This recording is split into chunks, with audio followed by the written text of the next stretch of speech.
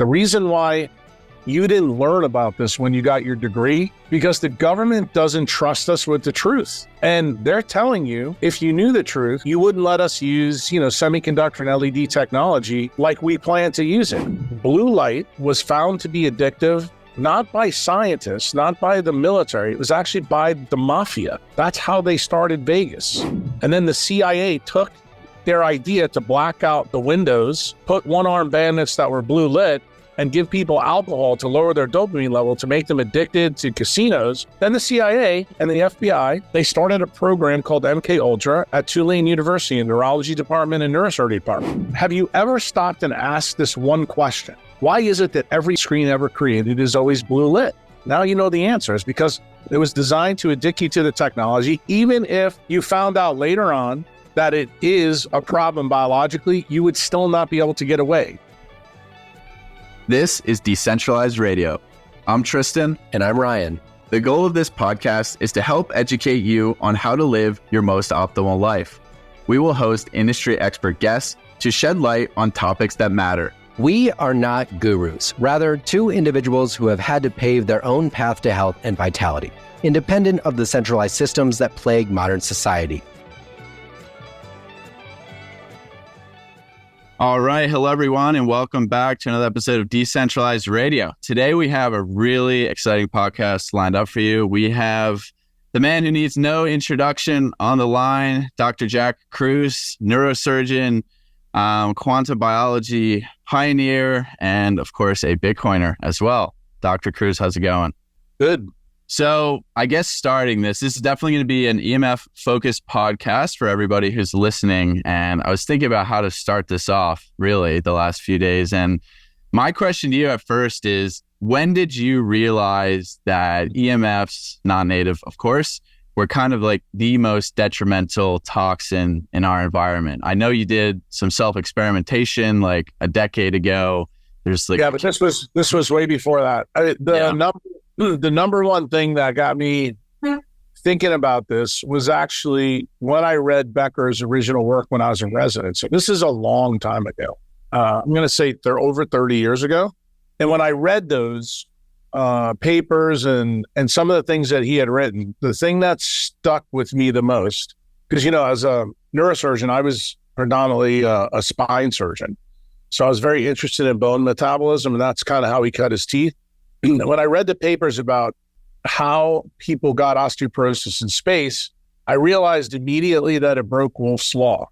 And I thought to myself, what is different in space than is present on Earth, and how does that relate to my patients on Earth? And immediately I thought about where the Mir astronauts and the NASA guys positioned the astronauts. It was outside the total protective window of the magnetosphere. And I realized right away the electromagnetic spectrum had to be tied to this story. Now, back then, I didn't know how, but through parsing through all of Becker's papers, the key part is when I found out that there had to be two copper atoms electrostatically bound by van der Waals forces on the P and N type semiconductor, which was, apatite and collagen. And apparently when you go up in space, that's kind of how, things got popped. And that's where space osteoporosis comes from fundamentally. And then I guess it was probably 15 years ago, I got a knock on the door from NASA about a project they were working with, something called Vespa. And Vespa is a machine that they use up in space to try to prevent space osteoporosis.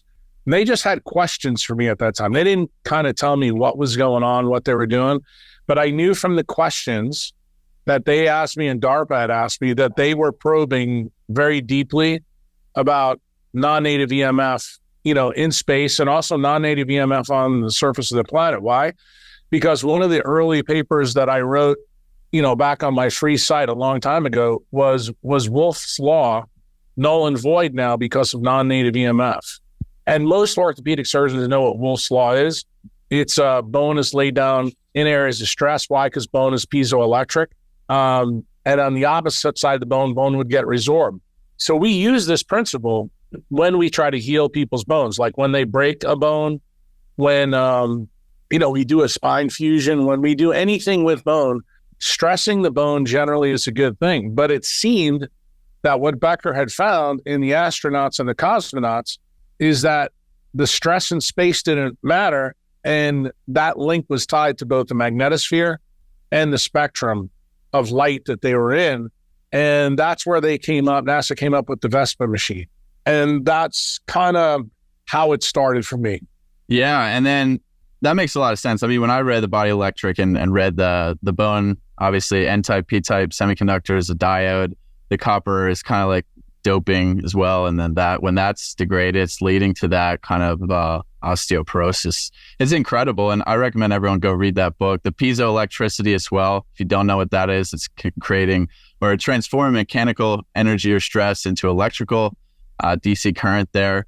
So I'm curious, once you realized this, and it seemed like kind of like early 2010s, you started doing more self-experimentation. And then I believe you were very motivated once the Scott Kelly data came back. Is that because you realized things were about to change drastically in terms of EMF exposure? Yeah. I mean, you have to realize that we went from an industrial economy probably in the 40s through the 60s when the industrial and military complex decided through the work that happened at the Manhattan Project that they were going to control science. And unfortunately, Becker was caught up in that mix. And you know the whole story because you've read the books. You know, when the Navy hired him to find out about, you know, the Trident subs and the nuclear subs and the antenna at Sanguin in Wisconsin, and he actually found that there was a problem, you realize that all the stuff that was coming with Intel, AMD, you know, retooling the economy to an information technology, there was going to be a price to pay. Who was going to pay the price? Ultimately, it turned out it was centralized science, which is part of the reason why, you know, I have such a reverence for Becker because he truly was, as far as I'm concerned, the first doctor that ever got fucking canceled completely by the industrial military complex. And, you know, people who revere the industrial military complex, of which DARPA and NASA are part of, I have a problem with. Why? Because as long as they show me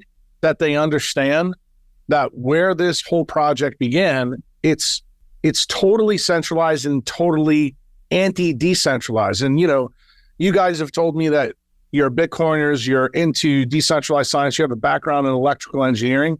You can understand why this is a big problem for me because while I'm about humans understanding technology at a fundamental basis, when you know that a government that was the paradigm in power use this to pollute science and use it for their own benefit and not tell people the truth. I mean, to be honest with you, I'm still to the point that if the government just put warning labels on fucking EMF, I think I'd be okay with it. Why?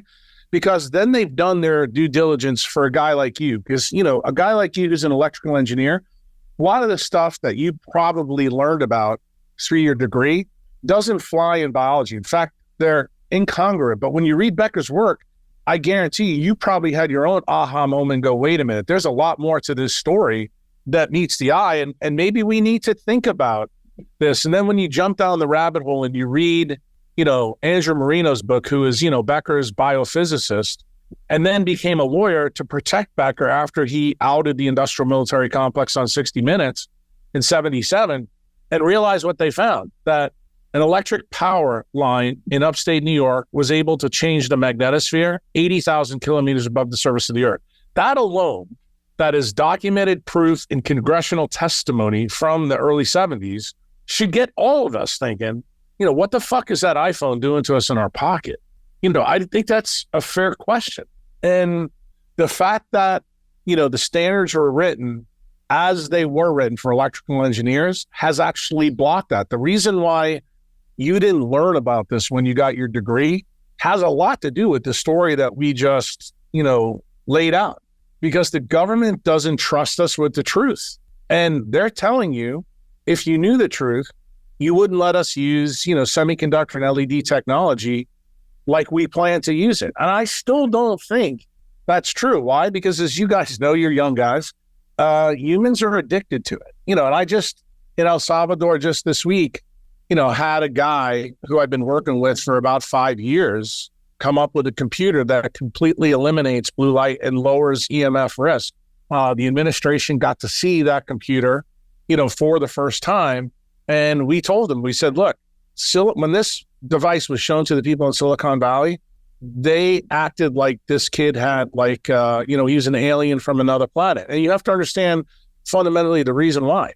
Blue light was found to be addictive, not by scientists, not by the military. It was actually by the mafia. That's how they started Vegas. And then the CIA took their idea to black out the windows, put one-armed bandits that were blue lit, and give people alcohol to lower their dopamine level to make them addicted to casinos. Then the CIA and the FBI actually did something that I think was a pretty good idea. They started a program called MK Ultra at Tulane University in the neurology department and neurosurgery department. That's right across the street from where I went to medical school, okay? LSU and Tulane are together. And they studied it, and they actually found that it was true. They could do it with wire technology, which is the famous, YouTube video that I don't even know if it's still there anymore, where they showed Dr. Carlos Delgado, who's part of MK Ultra, controlling a bull attack on a guy with wires in his head. Then the progress continued on, and they figured out they could do it wirelessly. So they started to do it wirelessly.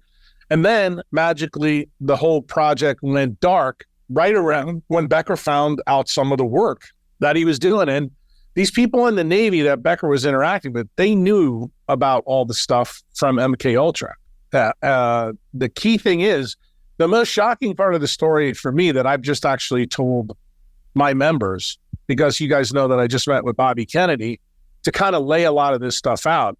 Bobby, I don't think, knew actually how the tie or the jump went from the industrial military complex to science, and how it affected Becker and how it affected this blue light story, and then how it wound up in the Google patents and the Meta patents for screen technology. Because ultimately, all of the science that we're talking about wound up in blue light screens. So you guys are young people. Have you ever stopped and asked this one question? Why is it that every fucking screen ever created is always blue lit?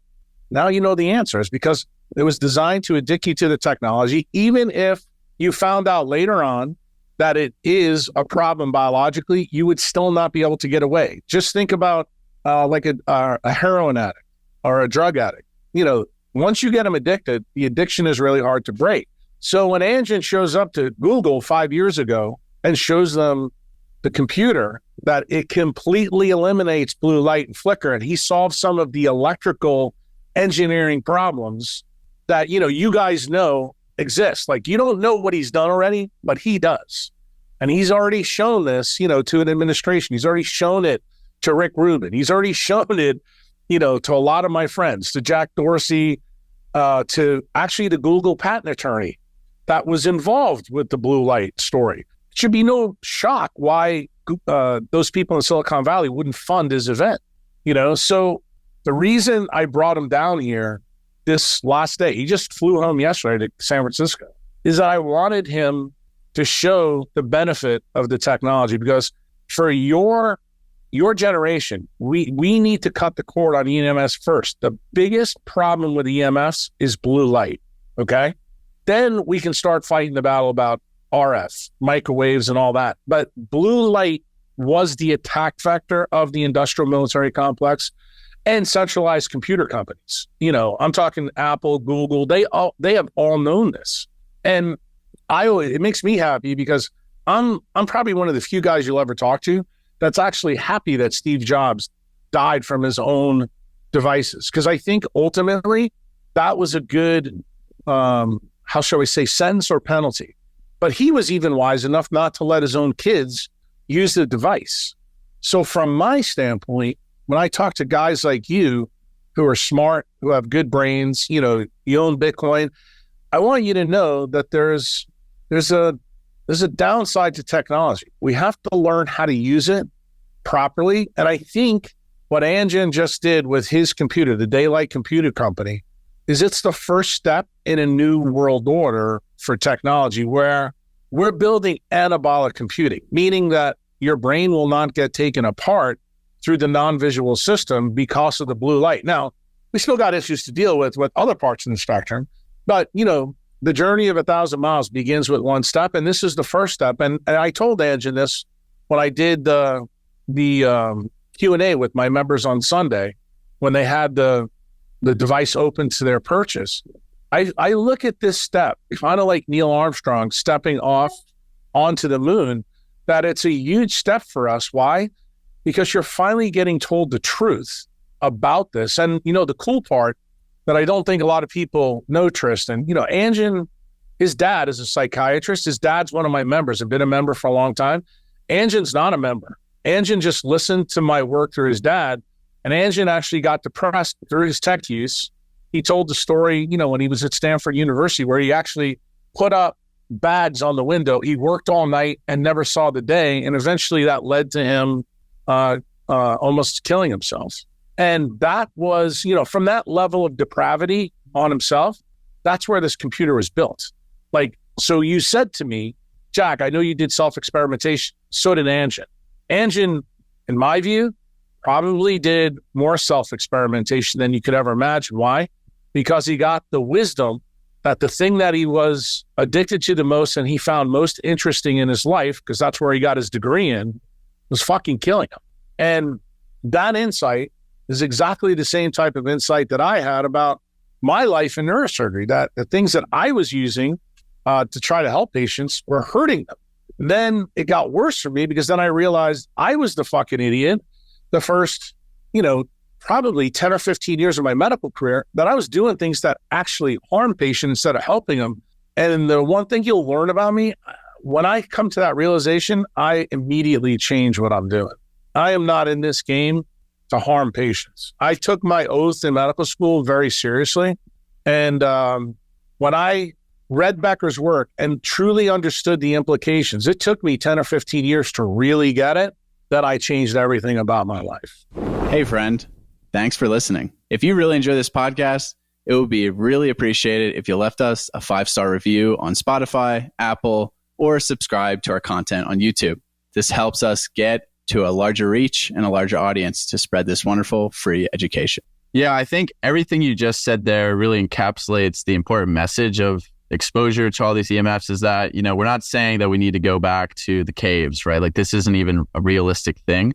It's just, if we understand why they're detrimental and people actually embrace that, it's not swept under the rug from the government, which is why I get so frustrated, especially with Bitcoiners and other people who are, they're not vaccinated, they're questioning Big Pharma, they're questioning the government, but then I'm like, yeah, EMFs. And they're like, what are you talking about? That they're fine. No, we just answered the question. Yeah. The technology. Yeah, they're addicted. And the warning.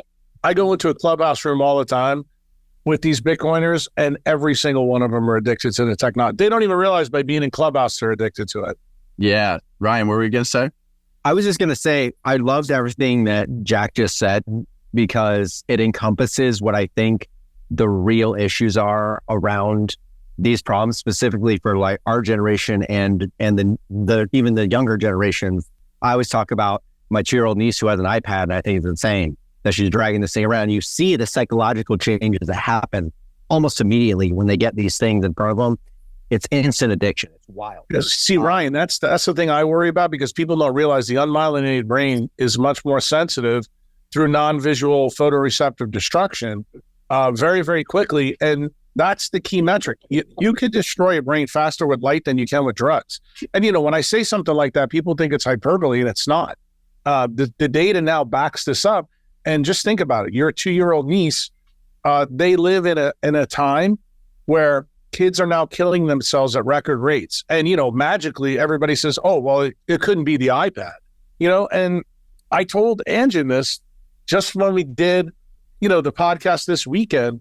I said, dude, your target market is all humans, but really any parent that owns an iPad should immediately switch out to his tablet. Why? Because technically it's a huge step in the right advantage. Doesn't mean that there's no RF and no microwaves coming from it, but dude, you're eliminating the biggest fucking problem.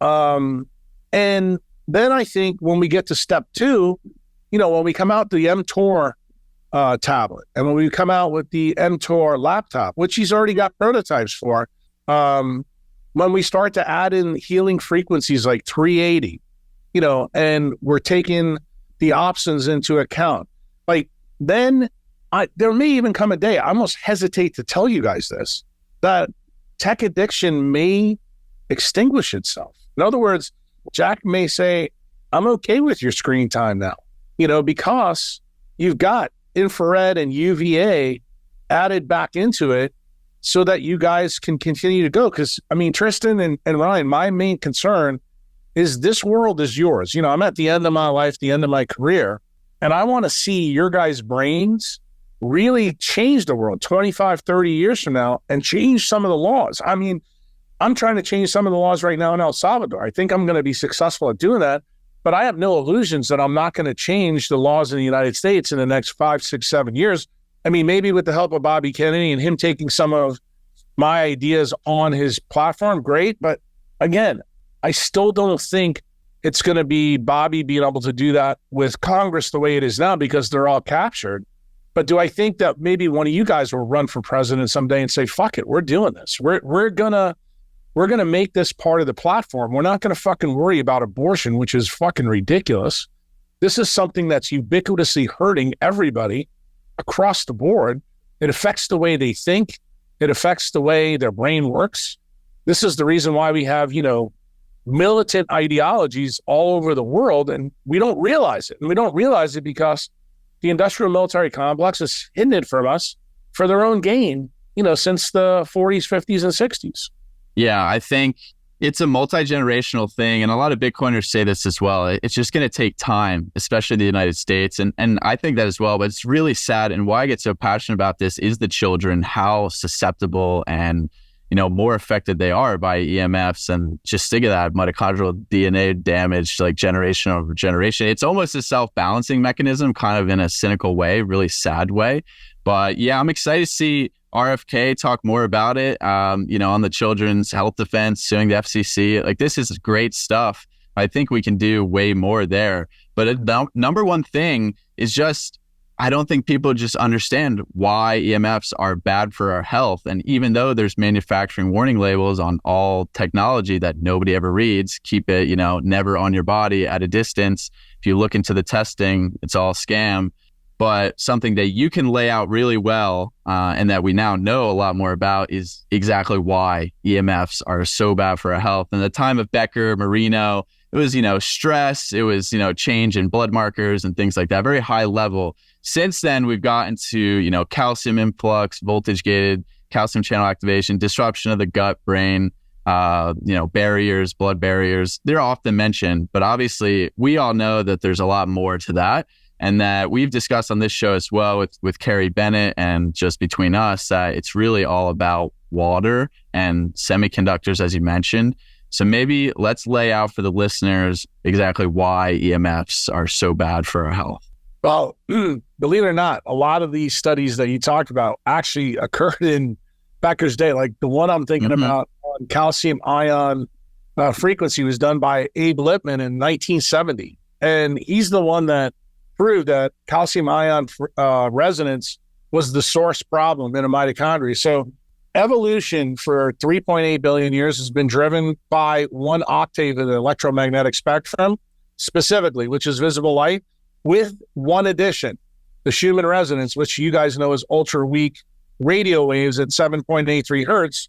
But that fundamentally comes also from the sun, from the solar wind. Why? Because of the interaction with the magnetosphere and the aurora. This is the reason why we have electrical discharges in the ionosphere at high latitudes, but at low latitudes, like where I am, we get massive electrical storms that build up, the effective grounding here compared to up there. The grounding that's occurring up there is actually in the ionosphere, and you see it through the aurora colors. But it's always a story of light. And then you realize that the calcium efflux then directly ties to how voltage-gated channels work on membranes. Then you begin to realize, okay, we need to talk about the Hall currents. We need to talk about reverse bias currents, all the things that Becker started to talk about. And you start to see that biologic semiconductors fail different ways than CMOS chips. But guess what? They fail in very, very novel ways. And for example, I actually have an aerospace engineer in my house right now. He's actually listening to this. I asked him a question last night that I've been thinking about for a long time. And I believe the way silicon chips fail that are in LEDs that we use fail in a different mode than biologic ones. And let me explain this. One thing that biologic chips and I guess manufactured chips have in common is that LEDs have long shelf lives. So if you think about what Becker's work was when he showed that bone emits, brown, red light, that human bone has a lifespan of 70, 80, 90 years. Not even LED bulbs have it that long. So I got to thinking, what would be the failure mode, in a biologic chip versus, a metal oxide that you'd find in a standard LED. And I think the answer is found in the benzene ring that we use. And I've been looking at chemistry for probably 10 years. There's a new paper that just got published literally yesterday. That's what stimulated my question to the aerospace engineer. And you guys know who he is. It's Michael Shapiro. And I think the way we fail is we actually fail in the EMF standpoint. And let me explain that to you. In the beginning of this podcast, I told you what Becker found in space, that 2 copper atoms blew out of their pits, and that knocked off, collagen and apatite. I actually think that's how biologic semiconductors fail. And here's the funny part. What's the process that controls all the opsons, all the biologic semiconductors that I talked about with Huberman on Rick's podcast? It's actually the ubiquitin system in biology. Ubiquination is how proteins get marked for replacement. And remember what I said in that podcast is that all proteins are designed to have huge shelf lives. In other words, they're semiconductive. That idea came from Albert St. Georgi in 1941, and Becker proved it beyond a shadow of a doubt in the 50s. But one thing that nobody's really talked about is the failure mode of tech chips and us. And I think non-native EMF is the key, meaning that any other part of the spectrum that biology is not optimized to creates the failure mode. And I think that failure mode is an electronic failure mode. That's something, Tristan, that you probably would know a little bit more about, because most LED chips fail in the electronic mode, usually due to oxidation. I think that occurs in biology, but I think we're marking our semiconductors much earlier for replacement. If you know anything about thermodynamics, which I'm sure you do, you know that biology is all about low-cost thermodynamics, meaning to the body. And if you think about the brain being an energy hog, it makes sense that something like bone would have to work on a low energy system. And that's the reason why bone is not due to be replaced as often as, say, gut tissue. And I think that electronic failure mode with ubiquination is key. Why? Because every ubiquitin bond uses carbon and nitrogen, and that requires 5 ATP. It's very, very expensive.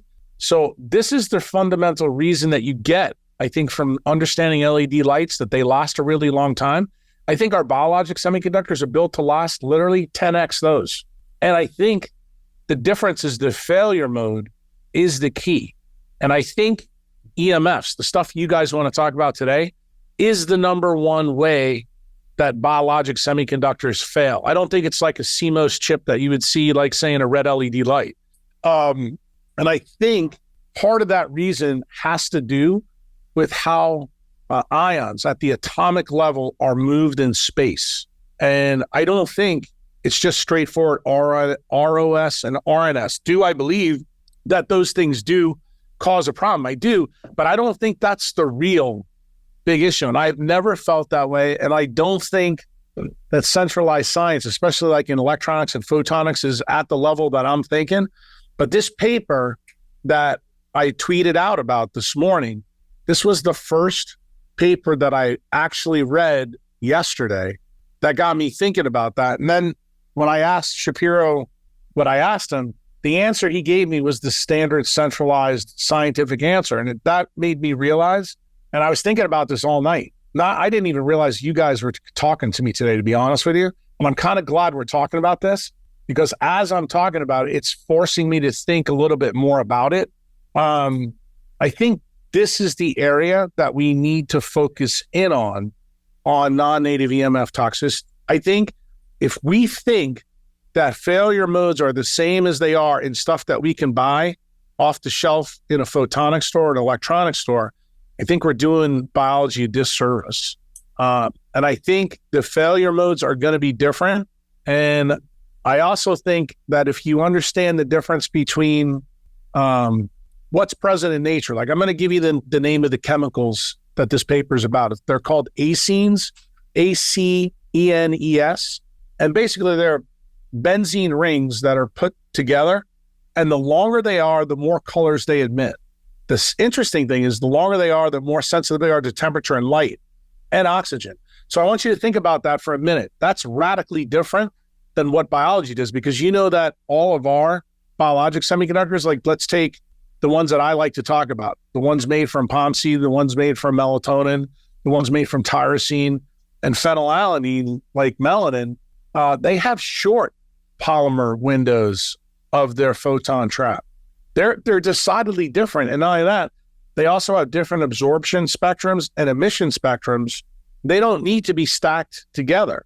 And it seems like nature has rejected acene biology for biologic use. But the interesting thing is, if you break down acenes to their one benzene ring, like take a look at cholesterol and then look at vitamin D, how there's one double bond change and we open up the second ring utilizing UVB light. Like there's a lesson there to learn. And it turns out that 312 nanometer light from the sun does that. The interesting thing, no other frequency of light does that. In other words, it's almost like the sun has selected out the chemicals for us to use, and I think when you get that idea in your head, then you begin to say, this is the reason why non-native EMF is a real problem. Because effectively, when you bring the other 72 octaves of the electromagnetic spectrum, to bear, then you begin to realize some of the things that flummoxed, Huberman. Like people don't realize melanopsin's everywhere in our body because fucking blue light is used everywhere in our body to signal. Okay. So what do you think would happen to endogenous signaling when you live in an exogenous world filled with blue light? I mean, to me, that is ultimate molecular fucking chaos. But the perspective that I just gave you guys, that's decidedly not present in centralized medicine. It's certainly not present in technology, but I don't even think it's present in quantum biology, which is why this paper really, I've been thinking about it for 36 hours. And I think some of the stuff that I probably would have told you if I didn't read this paper, I would have just placed it just at non-native EMF with calcium flux and probably voltage gated channels and left it at that. Now I'm not so sure that that's the case. I think that when we go outside the visible spectrum, we are guaranteed to create molecular chaos. And that has huge implications for how, engineers will design circuits in the future. Why? Because I think you guys all learn about CMOS design. I think it's time that you have to learn about how carbon does it with water. And it turns out one of the things that Shapiro said to me that made total sense, because it makes sense now why biology does what it does. Most LEDs are damaged by thermal inefficiencies. What does water do? It absorbs all frequencies of light, especially best in the infrared A range, from 600 to 3100. But this is the reason why you can put huge amounts of thermal energy into water and it just absorbs it all. And the water takes a long time for temperatures to raise. You don't believe me? Go to Destin, Florida, say in May or June, the water's still fucking 65 degrees. It only gets to 90 degrees when it's August and September, when the sun is beating on it for 2 or 3 months. And that kind of tells me that water is the key to ubiquitin marking in biologic semiconductors. And you guys know, since you're electrical engineers, you drop your iPhone in the toilet, it's not going to fucking work right away. So the design is different. And that tells me that the failure modes have to be different. And I think we need to start talking about that a little bit more. I kind of wish guys like Andrew Marino weren't retired, but who knows? Maybe you guys become and take up this fight, because I actually think this is the area where we take the FCC and the 1996 law to the woodshed about non-native EMF. And maybe that's how we convince, the Bitcoiners, on Twitter and Clubhouse, to stop being so ignorant and arrogant that they're trusting the government on this stuff when they really should be questioning the government. Are you self-employed or a small business owner and are tired of paying hundreds of dollars a month to centralized health insurance companies for minimal coverage because there is no alternative?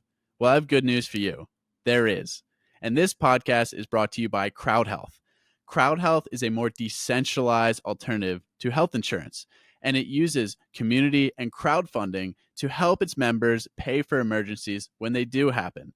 They incentivize and prioritize health and personal responsibility and share the thought that you should really only be using the centralized healthcare system when emergencies do happen. This is what I am on board with, and I have personally signed up for CrowdHealth since I left the corporate engineering world and the medical benefits that come with it. If you want to learn more, you can check out our episode with CEO and founder Andy Schoonover, or you can head over to joincrowdhealth.com and use code DRADIO, DRADIO, when you sign up to get a discounted rate of only $99 for the first 3 months.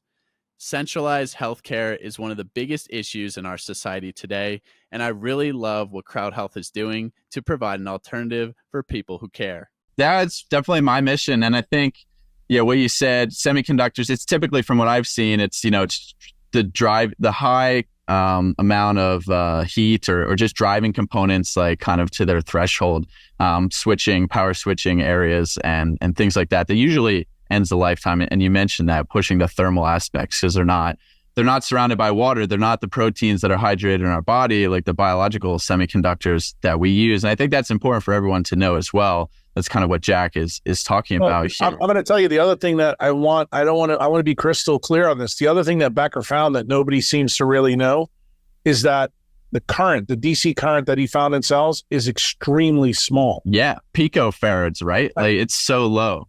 So think about that, what we just said, that nature's telling you she has very little tolerance for thermal damage. And if that's in fact the case, everybody who's not a moron knows that when you put a cup of hot water into a microwave, what does it do? It makes it hot. So that gets us to the other part of EMF. Do different parts of the spectrum cause different modes of failure? And I think the answer to that is absolutely. I mean, we know from the NTP toxicity study, released on November 1st in 2018, that RF causes all kinds of crazy cancers in nocturnal mammals. That was paid for by the federal government. It was the results were re-looked at 3 times by 3 different sets of scientists, some that were hired guns by industry, but also others that weren't. And all of them agreed that there's clearly an effect in the RF range. Well, we know that every device that's made uses RF and microwaves at some level. So I think after we slay the dragon of blue light, then I think we got to take up the idea around RF and microwaves, because those are the next things we use. And obviously in my world, the main thing that I use in terms of RF is probably MRIs, because we use RF pulses, to create T1 and T2 images. But the one that I'm probably the most concerned about that we use in spine surgery that we're making a really big mistake on is X-ray and the use of fluoroscopy. Why? Because that's even stronger than the UV range.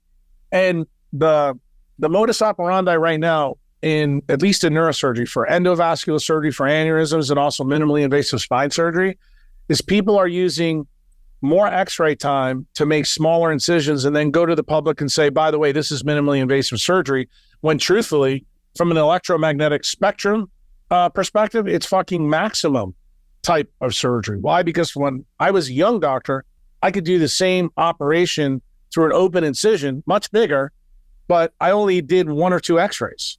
I didn't use a fluoro machine. Now you have to use fluoro when you're putting in things percutaneously, or when you're doing things angiography, through the groin or through the brachial artery, to coil an aneurysm. And the problem is nobody in centralized medicine is talking about this.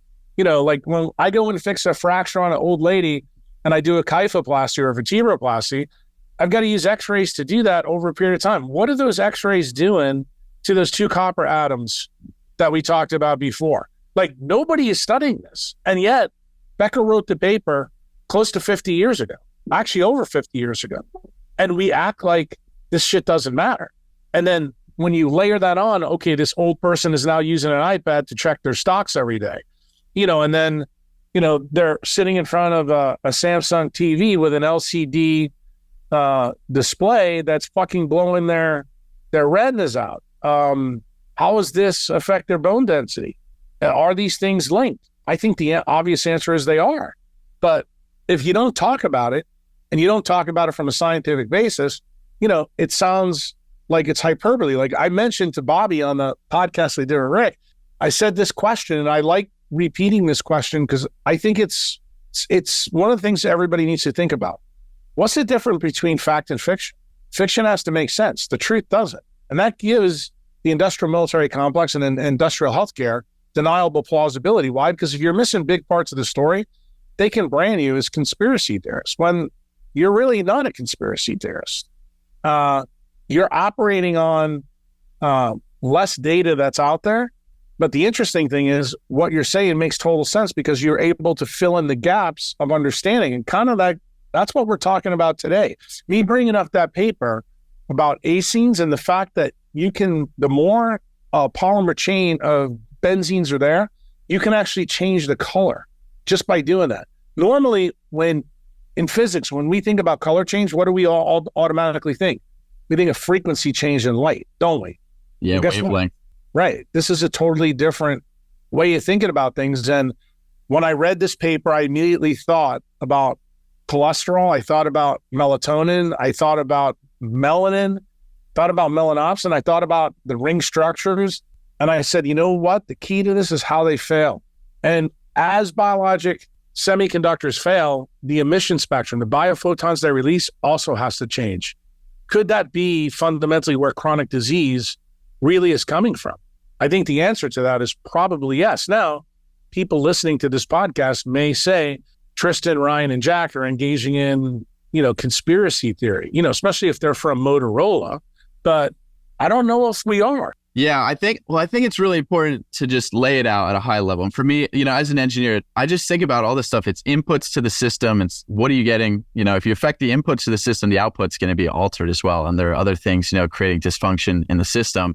And you're talking about these benzene rings, these, photon traps, really. And when it clicked for me, I actually was, talking to Michael A. Crawford, who's the DHA expert, who is fantastic. He just wrote a paper basically saying how we see visual light and such accuracy is through that, quantized information transfer from a photon to an electron. And that's, I think, what people really need to understand is that's how the input signal is being distorted. Like we're actually programmed. Every single wavelength of the frequency, as you say, is like a specific instruction. And when it clicked for me, that was strong. That was so important.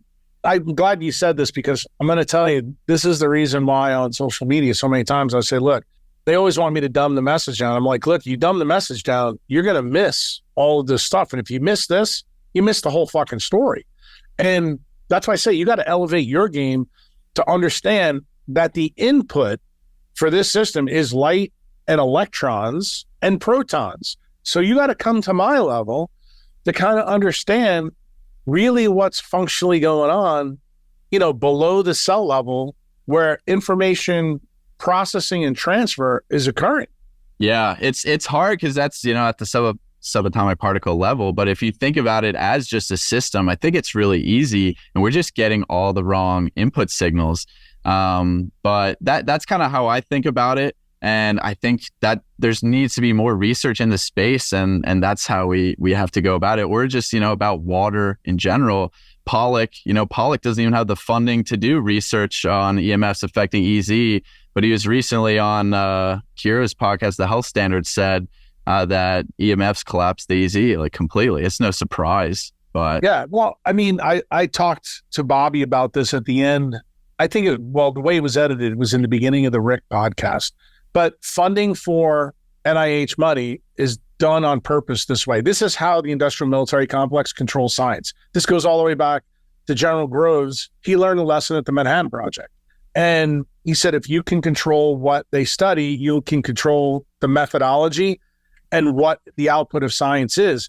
And it's kept a focus on RNA and DNA in the literature, when what we really need to do is fund mitochondrial DNA research. You're never going to get these answers until you start studying the right genome. And right now, they've got us focusing on the wrong genome by design. Why? Because it keeps you in the dark. It keeps you thinking that guys like me, guys like Becker, we're the conspiracy theorists, when it really turns out the people that are controlling the purse strings, they're the fucking conspiracy theorists.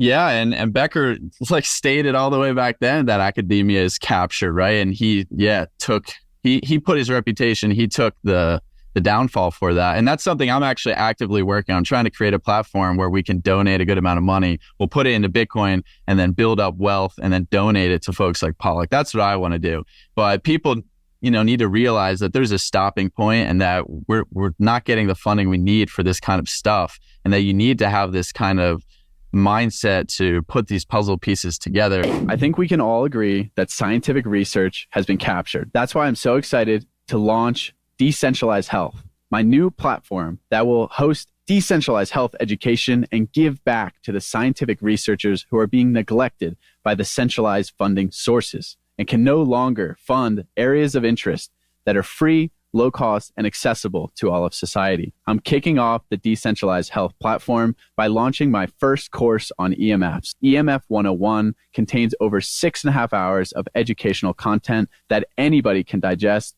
so they understand exactly what EMFs are, why they're detrimental to our health, what you can do about it. And if you're listening to this podcast with Dr. Kruse, Ryan, and myself and feel a bit overwhelmed by the technical information, it'll be a perfect resource for you to take a deeper dive on EMFs and then come back and listen to this, and you'll have a way better understanding. I'm really excited because I'm going to take 20 to 30% of all course and educational content sales on the Decentralized Health platform and put it into Bitcoin and hold it in a fund that will then be donated to researchers and labs of our choosing in the decentralized health community that are being screwed over by the centralized funding sources such as the NIH. Things like EMFs, water, deuterium, sunshine are all not receiving enough funding because they have a terrible ROI. This is what it's all about: providing education that empowers and also giving back to the research community so we can prove that our logical health interventions actually work. I'm really excited to offer a 10% discount to everybody who's listening to this podcast for the EMF 101 course. Go to decentralizedhealth.io and use code Kruse10 at checkout. That's KRUSE 10 at checkout at decentralizedhealth.io. I will also link the course in the podcast notes. Thanks so much for listening, and let's get back to this invigorating conversation with Dr. Jack Kruse. But I want to get back to the input signals, right? Because you talked a little bit about RF and then the visible spectrum and then X-rays. So people often say, just playing devil's advocate here, that, input signal we're designed for, visible light, infrared, UV, is higher energy photons than RF and way higher energy, of course, than ELF. So why should that be a problem then if, they're not as high of energy? They're only causing non-thermal or minor heating effects. Yeah, and that's the whole argument that the government has raised. And here's the thing. I try to focus people immediately on Rutger Weber's work in the 60s on the Schumann resonance. We realized the Schumann resonance is 7.83 hertz. Every living thing that has a brain, its alpha wave is linked to that resonance. Realize that is created by the interaction of the solar wind and the magnetosphere, and then it gets discharged through magnetic field lines that are present in the Earth, and those things are discharged either through the ionosphere or the ground. So if you don't think that the extreme low frequency part of the electromagnetic spectrum is capable of causing disease, and I'll explain to you, Tristan, why I think this offends the modern people, but doesn't offend boomers like me. See, this is why you need some boomers. Back in the day, before we had these fancy cars, we used to have AM radio stations, and we could drive underneath a power line, and all we'd hear is white noise in terms of sound.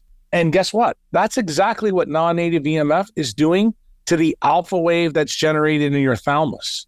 So let's put it this way. Without the alpha wave in your thalamus, what has modern circadian biology found? You can't sleep. So let's do a hard stop, because now I'm going to ask you and Ryan a question. You guys are young. How many of your friends have problems sleeping? All of them. Literally all of them, besides Ryan. So yeah, the argument that your friends just gave you, realize that the Schumann resonance, you're an electrical engineer, so you can back me up on this. It operates exactly like an FM radio station. Okay? So you need to realize that non-native EMF interferes with that communication stack. Okay?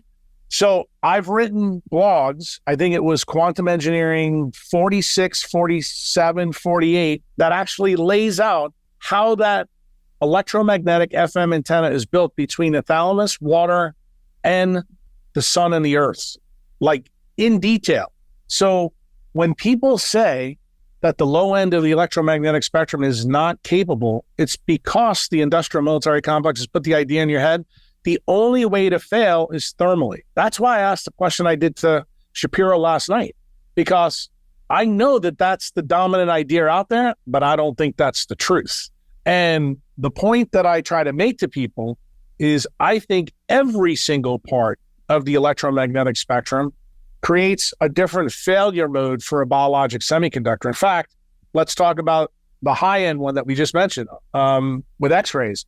People fail to realize that we have single and double-stranded programs epigenetically designed to fix DNA problems. This is the reason why, and most people don't know this, when you have a cloudy day out and there's lots of clouds, like say there is right now in Iceland, do you know that more cosmic radiation gets in extraterrestrially to the Earth? So people are bombarded more by X-rays all the way up to gamma rays in that situation. But yet, nobody in Iceland is dying from that. Why? Because it turns out that radiation load that we get is hormetic for biology. Why? It stimulates DNA repair. In other words, biology's figured out how to live with that type of radiation. Why? Because it's present on Earth. Now, the corollary to that is, has biology adapted yet to RF and microwave use 24/7? The answer is no. It hasn't had the time to do that.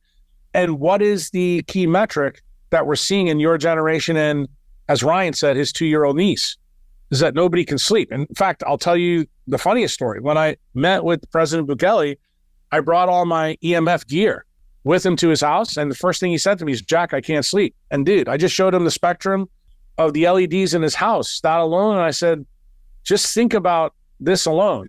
And of course, that's when he said to me, where's my blue blocking glasses? I said, dude, I didn't even know I was meeting with you, but he has them now. And the point that I also made to him is that the electricity coming out of his wall is also a problem. Why? Because the standards here for electric grounding and electric circuits is wildly variable. And you know that as an electrical engineer, that a place like this that doesn't have, any codes or standards, there's going to be fucking dirty electricity everywhere. And does dirty electricity also cause a failure mode to a biologic semiconductor? Yeah. Why? Let's make sense of it. Every single non-native EMF, what does it functionally cause? Causes hypoxia. The method of hypoxia is different. It could be from dehydration, like you just mentioned with Pollock's work. It could be from dielectric collapse, which is exactly what Pollock intimated to you in your discussion with him. But could the collapse be another way? Well, let's go to David Sinclair's paper in 2013 from Cell and Molecular Biology, where he said it's kind of funny when you have low amounts of oxygen in a cell, NADH, the cycling collapse at cytochrome 1. Is this a clue that maybe non-native EMF has multiple failure modes through biologic semiconductors? I have been pounding the table, dude, for 10 years, telling you that's exactly what's going on. I don't think there's one failure mode. I think there's multiple, and I think each part of the spectrum, I'm even going to say something even more controversial. I think within a band of light, meaning, let's just say infrared A light from 600 to 1,000 nanometer, I think there's detrimental frequencies in that. Most of it is helpful. But do I think there's frequencies, even in infrared A light, that are a problem for cells? which is one of the reasons I'm concerned about some of the clowns that are in the photobiomodulation space. They're not fucking smart enough to make those decisions for you. Are you self-employed or a small business owner and are tired of paying hundreds of dollars a month to centralized health insurance companies for minimal coverage because there is no alternative? Well, I have good news for you. There is. And this podcast is brought to you by CrowdHealth. CrowdHealth is a more decentralized alternative to health insurance, and it uses community and crowdfunding to help its members pay for emergencies when they do happen. They incentivize and prioritize health and personal responsibility and share the thought that you should really only be using the centralized healthcare system when emergencies do happen. This is what I am on board with, and I have personally signed up for CrowdHealth since I left the corporate engineering world and the medical benefits that come with it.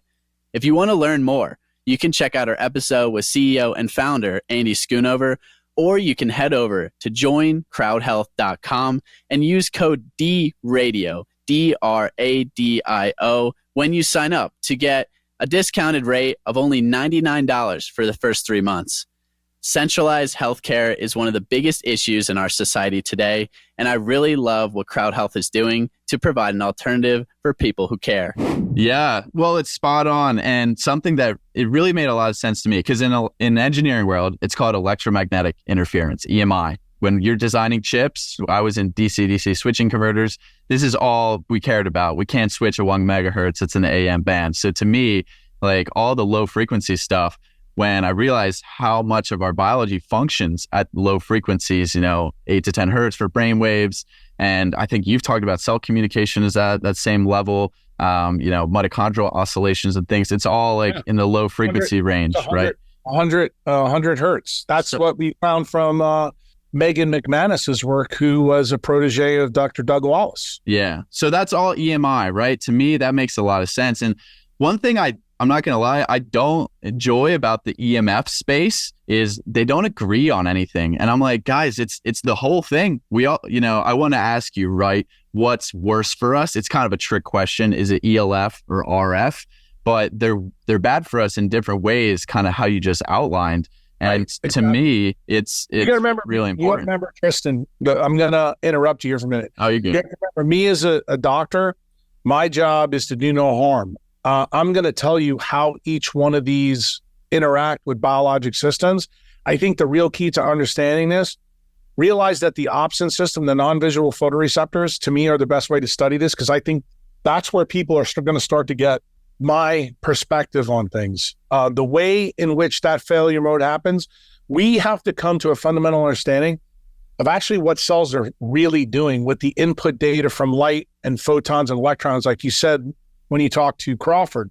It turns out that mitochondrial metabolism creates a biophoton spectrum. That biophoton spectrum needs to be found when we find somebody to recapitulate the work of Fritz Papa, do it inside a cell so that we know what frequencies are really important inside of a cell. Because right now, that is our big black box. We don't know that. The one thing you can infer, though, if you know the spectral frequencies, both emission and absorption of biologic semiconductors, boy, that gives you a big fucking clue really what's going on. And do I believe when you do that, do I think like NAD positive fails at a different mode than FADH at cytochrome 2? The answer is yes. One is a fluorophore protein. The other one is a blue light chromophore.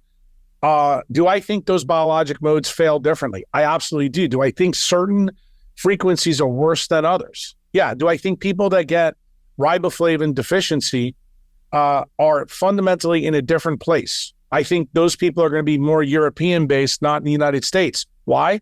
Because I think the power system that we have in the States is at 60 hertz. The one in Europe is at 50 hertz. It oscillates at the second harmonic. That causes damage at the FAD level, but it doesn't cause damage at NAD positive. That's what makes this shit so difficult for people to understand. Someone like you who gets it because of your work in EMI, you have to realize, why am I a problem for guys like Huberman, guys like, Peter Adia, Sean Baker, all of them, because they don't realize that this system has high fidelity and high specificity. And when you take out, information transfer at a fundamental level, this goes straight to Claude Shannon's work. Dude, if the information proper doesn't get through, the cell creates molecular chaos. That's where chronic disease comes from. Yeah, I'm glad I almost don't have to unlearn anything either with a biology background. It makes kind of learning that piece a bit more challenging. But yeah, now I actually recently realized that you can calculate the band gaps or you can theoretically estimate the band gaps from the absorption spectra, which is available for all these. Well, Tristan, I said that to Huberman on the podcast, and looking at him, it looked like I was looking at a deer in the headlights when I said it. It looked like I was saying something that was foreign, and I know that he wasn't trained that way. But remember, his dad is a condensed matter physicist. He should have at least heard this in a conversation somewhere. You know, like when I say this on a podcast, people look at me like I've got an eye in the middle of my forehead. But that's actually how you tell about that. When I did the Palestra Health event, the first time I actually met with the Bukele administration, one of the kids that was there was a big peditarian. And he asked me fundamentally, why do you think Ray Pete was wrong? And why did you say some of the things you said when he died? I said, dude, you don't know that I met with Ray Pete for 2 weeks over a decade ago to tell him what I just told you, Tristan, and he still fucking rejected it. Why? Because it went against his paradigm of biochemistry belief that everything that he believed is controlled by light. And all the things that he's written, all the things that, you know, people have in his website, people don't want to think that that was useless work. I'm not saying it's useless, but if you don't understand it without the absorption and emission spectras, I said to them, if you want to know why Pete's wrong, just look at the absorption and emission spectras and you'll get the fucking answer. If you want to keep drinking, you know, orange juice every fucking day, those 2 copper atoms are not going to stay on your P and N semiconductor when you're 50, 60, 70, and 80 years old. Yeah. Gee, and he was drinking that in Mexico, and people in Colorado think it's the same thing. I'm like, oh boy, love the Peters, but he just didn't go deep enough, really. And it's hard. I mean, you can't blame someone either. If you don't know what you don't know, and then you're in your I blamed him, Tristan. I'm going to be honest. Yeah. I blamed him because I met with him. Yeah, that's true. If you need to consider it, at least if he met with you. Yeah. I met with him and Link. And Link was very, very interested in what I had to say. Pete had no fucking interest at all. That's sad. Gilbert Ling, yeah. That's cool. Well, I want to get into a little of the RF as well, because, you know, you did a lot of podcasts pre-COVID on 5G, and now we're in full force. Even in Wyoming, there's 5G. It's terrible. So even in my 2,000 person town, I, you know, can't escape it. So I got to buy a plot of land somewhere else. But, you know, why is 5G so bad compared to other spectrums? Because this is a whole debate, and obviously I'm very familiar. I think you're the perfect guy to answer this question. Why? Because you're the electrical engineer that knows how they engineered the wavefront. Yeah, the wavefront is absolutely an alien from the Crab Nebula. It doesn't resemble anything that is present on Earth. Yeah, it's pulsed. It's digital. It's really bad. And that's how a lot of the electronics are working as well. You know, people need to get into just looking up like pulse width modulation and things like that. It's the pulsing of the signal. You just answered the question. Yeah. Well, I want to. The military complex wants it this way because that's what their goal is. But the thing is, when you're in between it, and let's get to the real crux of the issue for the audience. I know you know this. I'm sure Ryan knows it. But here's the key. With 5G, the tower has to be closer to fucking you. Yeah. And now, whose law is that? That's the inverse square law. So how do you really biohack 5G? The only way. It's not fucking crystals. It's not somebody's supplement. It's not somebody's stupid fucking idea of putting something on your cell phone. Harmonizers. That's it. What you need to do is you need to get away from the point source. That is the hack. It's the inverse square law. It's hardcore physics. It's not fucking conspiracy theory. Get the fuck away from it. Well, that's what I get into, right? Because the agreement, understanding, collective knowledge in physics and frequencies is that higher frequency equals less penetration, right? So 5G is safer because it penetrates less. But then I don't know if you're familiar with the whole like Bill Curry Florida school study where they basically hired a physicist to evaluate if, you know, EMFs are bad for their school, for their children. And he said that the higher the frequency, as we got up in the gigahertz realm, the more absorption actually. So even though it's penetrating not as deep, it was being absorbed by tissue at a higher percentage. And that was like the New York Times and Post was like, this guy's totally wrong. Like your TV is more dangerous and all this shit. But do you know why that in fact is true? It's because of water and melanin. Melanin absorbs all frequencies of the electromagnetic spectrum, and water also is a huge electromagnetic capacitor. So it makes total sense. But here's the part of the story that I don't know if you know. If you follow my work long enough, I do know you've heard it. 5G is a story of topology. So guess what? We are made of topologic biologic semiconductor.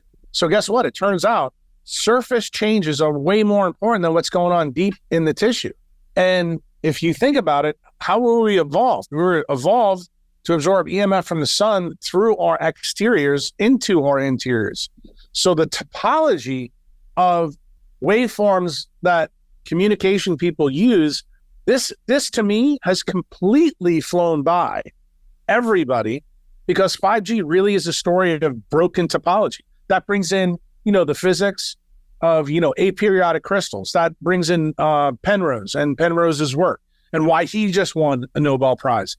This is hardcore physics, but the industrial military complex knows that Tristan, Jack, and Ryan, whose audience are listening to this, no, they just want to know, can they go to McDonald's and get a Big Mac and buy Ethereum tomorrow?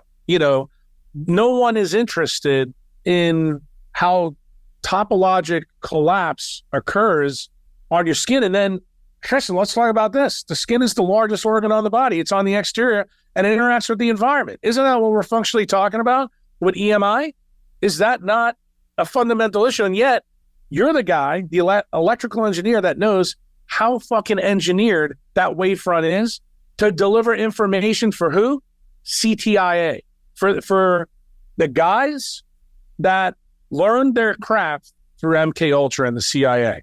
To me, if you're a Bitcoiner and you understand the last 5 minutes of this podcast, you should probably close your computer now and say, maybe I need to read Marino's book more carefully. Maybe I need to think about this a little bit differently and stop buying the narrative that's being sold to me, through the thing. And I think where we are right now, Tristan, COVID, I think, has done a lot of my work for me, because I think now people know. I haven't even said this on a podcast, but you're the perfect podcast to say it. Am I clearly saying that I believe 2G, 3G, 4G, and 5G actually makes the vaccine and the effect of the vaccine even worse? The answer is yes. That's exactly what I'm saying. Why? What's the virus they engineered? It's called the coronavirus. Does it have a circadian biology tied to it? The answer is it does. Do you know how the vaccine was made? It was made in a lab utilizing DNA plasmids and SV40, which we know is a problem. Do you think that change has not changed the susceptibility of cells that are now transfected with those things? Do you think anybody's ever going to do that fucking electrical study? Probably not. Why? I'm having a hard enough time after my Huberman Bobby Kennedy podcast showing the world that Kevin McKiernan and Philip Buchholz are fucking champions by doing this study. You're bringing the next layer on. Is the environment that we've built, is this a fuse that nobody's even talking about yet? For all the people that complied and rolled their sleeves up, I got to be honest with you, Tristan, you're going to be shocked to hear this. There's more people in that clubhouse room that rolled their fucking sleeve up so they could travel. And they own Bitcoin. So think about this. They basically just made the same mistake that fucking Steve Jobs made. Yeah, I think it all makes sense. And you outlined that on a few podcasts before even COVID happened. And we know it's all a mitochondrial dysfunctional threshold at the end of the day. And I wrote about that and myocarditis and why even if they did get jabbed, I mean, guys, like you can heal and get in a better state. But yeah, it all makes sense. And I think the when you talk about the skin being kind of like a topological insulator as well, one thing I wanted to ask is about the jump conduction piece, because this is obviously it's really interesting. And my question is it just because of the higher energy frequencies of 5G that you think is causing this and it's the right storm? Or maybe you could talk about that a little bit, because that's one I haven't wrapped my head around quite well. I think it's multifactorial. I think even it's caught them by surprise when they first started testing like 5G in New York. They had, if you've ever been to New York, right at 59th Street and 5th Avenue across from the Plaza Hotel, they had a horse get electrocuted when they were testing. It made the front page of all the newspapers there. No one could figure it out. And I think it's a multifactorial effect. I don't think it's just higher energies. I actually think it's the way the wavefront is engineered to connect with, RFID chips so they can control the Internet of Things. And I think when they realized that biologic effect could be, through the bottom of a horse's foot that had a metal horseshoe on it that stepped on another piece of metal, that's an issue. Why? Because remember, horses have horseshoes and walk on the metal of New York. That's not something humans do. Well, what happens when they touch a lamppost? What happens when they touch, I don't know, a button to change the light to cross the street? If people start dropping dead in the middle of major American cities of electrocution, people are going to start asking questions. So I think what they did is they re-engineered the wavefront so things like that would be less likely to happen. And I think if you look at the response of Verizon, AT&T on big communities, they changed their tack in places like Park Avenue and Fifth Avenue. They had the repeaters on the buildings, and then what they did is they changed it. They put them on the roofs of all the millionaires' houses, and they started to run that process there. So now the richest people in the world have the biggest risk because you have, massive antennas on Central Park West and Fifth Avenue. And believe it or not, I happen to have some members who own some of those apartment buildings. And I warned them probably 7, 8, 9 years ago, people who lived in those apartments would succumb to some unusual diseases. So who are two of those people that I'll mention to you? Anthony Bourdain and the chick that sells the purses. Kate Spade, right? Yeah. Got it. And guess what? My member at that time, dad owned one of those buildings, and he confirmed for us that they had just installed 80 gigahertz antenna that was pointed towards the Whitestone Bridge because they had to take all the repeaters off the building after those things happened with the horse that got electrocuted, 3 blocks, 4 blocks away. So I think the industry, CTIA, has done a good job of covering their tracks, very similar to what Fauci, Barrick, and Collins are doing right now to try to get deniable plausibility that this virus wasn't in fact manufactured. What I'm saying to you very clearly is that the manufacturing of this virus also is an electromagnetic process, just as the manufacturing of technology that you're an expert in also can be manufactured. The key is there can't be a molecular resonance phenomenon between light waves and things we build. If there is, you're going to see the effect. And if you see the effect, then guess what? Questions come and people start going, what the fuck are we doing? Because the last thing we want people to do is saying, is having that microwave oven or that my iPhone in my pocket really a problem? That's the last thing the economy needs right now, especially as fiat money is failing.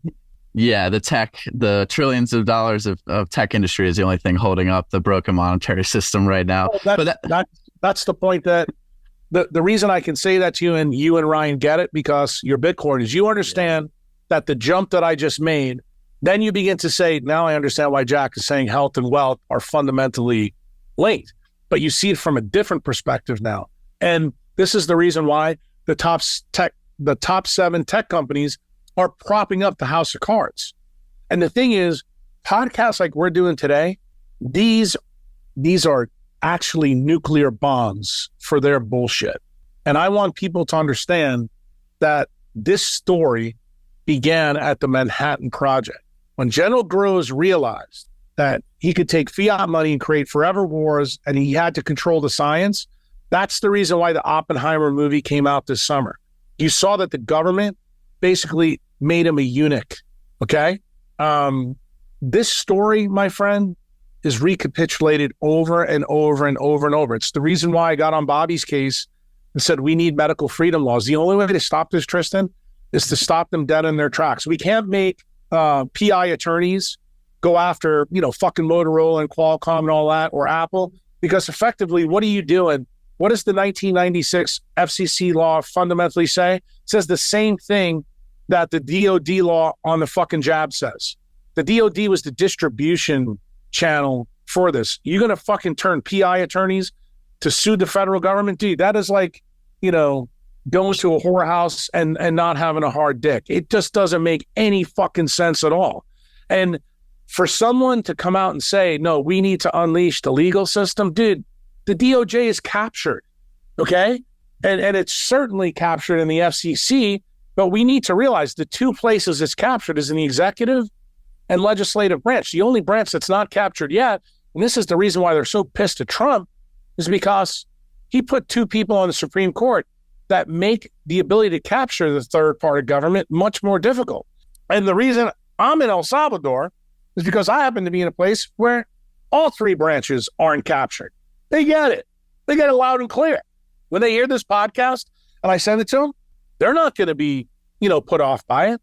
They actually want the truth so that they can do the right things by their population. And what my hope is, because our country is captured, guys like you and Ryan, or guys like Shapiro or whoever in the future, when you become Bitcoin billionaires, that you change this system for the better, that you listen to the admonitions. Many times when I come on podcasts and I feel like I'm a raving fucking lunatic talking about stuff like this, I'm channeling Eisenhower's farewell speech. That speech to me is the greatest speech ever given by a president. Why? Because he warned us, just like I'm telling you today. I'm okay if the United States federal government tells you guys the truth that the technology they've addicted to you is fucking harming you. They do that, and then you have a choice of informed consent to still do it or not. Or, then you'll understand why Amgen faced all the headwinds that he did in Silicon Valley. They don't want their fucking monopoly blown up. That's the reason why fucking Bill Gates is trying to block the sun, dude. All this shit begins to make sense when you understand EMF from this perspective, because it's in everything, Tristan. There's not a story that we could talk about that it's not in. Think about even Bitcoin. Oh, well, the use of Bitcoin and electricity is going to boil the oceans off the planet. What kind of fucking bullshit thinks like this? But guess what? 99% of the people that are using fiat, they're obedient idiots because they've got blue screen technology. Most Bitcoiners don't even realize they're obedient idiots. They may own Bitcoin. They got one thing right, but they got their biology completely wrong. Yeah, my mission has been really to get more Bitcoiners and more help people connected into the whole lens. But something you just mentioned that's a good transition is the CO2 thing, right? Because I've heard you talk about that the real cause is this third Van Allen belt. And that's something that it totally made sense to me, because about 6-7 months ago, I realized that at a certain frequency level, we're actually just bouncing these RFs around, the atmosphere, the ionosphere, the magnetosphere. Yeah. That's why Southern California has Gavin Newsom, because they don't realize everybody who lives there is a fucking idiot. They're chronically hypoxic. And, I mentioned this to a kid I did a podcast with just, I think a couple of days ago while I was here, and I'll say it to you guys. Can you imagine if the world wakes up to realize that when humans, meaning Homo sapiens, evolved from the Neanderthals and primates, from that tree, do you know that CO2 levels are at 2,000 parts per million? And now we're at 420 and everybody thinks we're going to fucking die. In fact, it turns out the opposite's the truth. We go too low, that actually is a problem for us. So I actually made a comment to these two guys. They're two Vikings. I had already done a podcast with them, but I did a podcast with them yesterday. I said, you guys need to go cut some trees down and burn some fucking fires. Make infrared sauna so that we can have more CO2. I said, we need more CO2, not less CO2. And, when you say that on a podcast, everybody looks at you, this guy is nuts. But you don't realize that when we evolved 2 to 6 million years ago, CO2 levels were 4 times what they are today. If you want to talk about EMF mitigation products that actually work, you want to talk about EMF Safe.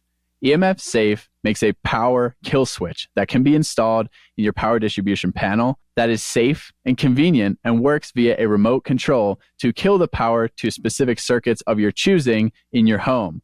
This is really important and effective in terms of EMF mitigation because it eliminates the source of EMFs by cutting the power. This is a perfect product to have if you really want to improve your sleep quality and your body's ability to restore and repair from the day's damage. EMF Safe can be configured to just cut the power in a specific circuit or bedroom and leave the more important areas of your house that are powering things like your refrigerator, your heating, your air conditioning on. This is the one product I would say is worth spending money on, and EMF Safe is there to support you in terms of installation, and so am I if you have any questions via email. EMF Safe also makes a body voltage kit that I use to measure my exposure to electric fields in my environment.